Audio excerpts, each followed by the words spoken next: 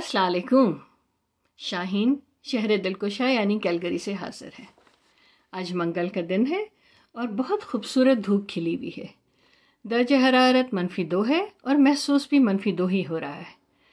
اور آج سال کے آخری مہینے کا پہلا دن.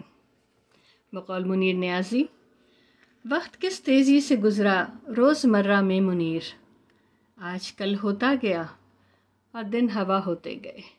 باقی دن ہوا ہوتے گئے. آج آپ کے لیے جو پیراگراف لے کر حاضر ہے بہت مزیدار ہے، سنیے اور انجوائے کیجیے. تو لالا جی نے پوچھا کہ تو میں آپ کو 6 بجے صبح جگا دیا کروں نا؟ میں نے کہا ہاں، واہ، یہ بھی کوئی پوچھنے کی بات ہے، بے شک. شام کے وقت آنے والی صبح کے مطالعے کے لیے 2 کتابیں چھانٹ کر میز پر علیحدہ جوڑ لیں. کرسی کو چارپائی کے قریب سرکا لیا. اوور کوٹ اور گلو بند کو کرسی کے پش پر آویزاں کر دیا. کنٹوپ اور دستانے پاس ہی رکھ لیے. دیا سلائی کو تکیے کے نیچے ٹٹولا. 3 دفعہ آیت الکرسی پڑھی اور دل میں نہایت ہی نیک منصوبے باندھ کر سو گیا. صبح لالا جی کی پہلی دستک کے ساتھ ہی جھٹ آنکھ کھل گئی. نہایت خندہ پیشانی کے ساتھ لحاف کی ایک کھڑکی میں سے ان کو گڈ مارننگ کیا اور نہایت بے دردانہ لہجے میں کھانسا. لالا جی مطمئن ہو کر واپس چلے گئے.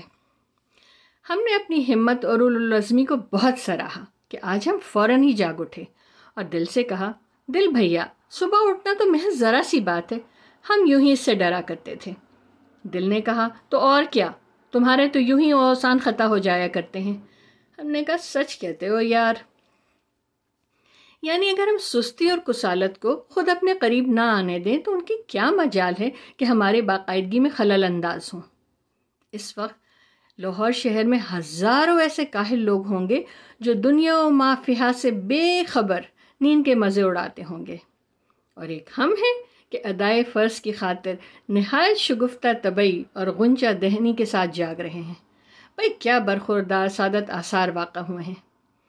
ناک کو سردی سی محسوس ہونے لگی تو اسے ذرا یوں ہی سا لحاف کی اوٹ میں کر لیا اور پھر سوچنے لگی کہ خوب، آج تو ہم کیا وقت پر جاگے ہیں. بس ذرا اس کی عادت ہو جائے تو باقاعدہ قرآن مجید کی تلاوت اور فجر کی نماز بھی شروع کر دیں گے. آخر مذہب سب سے مقدم ہے. ہم بھی کیا روز بروز الحاد کی طرف مائل ہوتے جاتے ہیں. نہ خدا کا ڈر نہ رسول کا خوف. سمجھتے ہیں کہ بس اپنی محنت سے امتحان پاس کر لیں گے. اکبر بیچارہ یہی کہتا مر گیا، مگر ہمارے کان پر جوں نہ رنگی.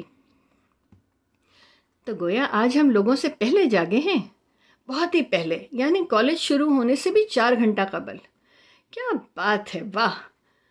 خدا بندان کالج بھی کس قدر سست ہے.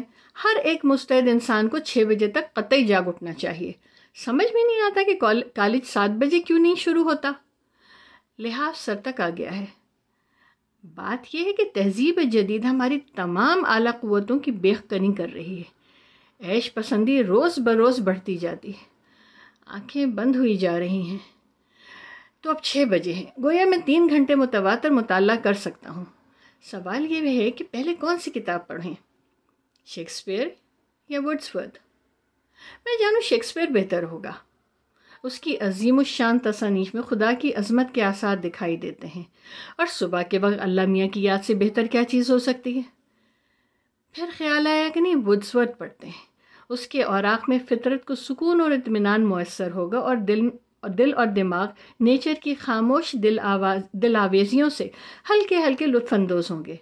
لیکن نہیں، Shakespeare, Wordsworth, Shakespeare, lady Macbeth, Shakespeare, Kashmir, میں آفت پر کالا ہوں.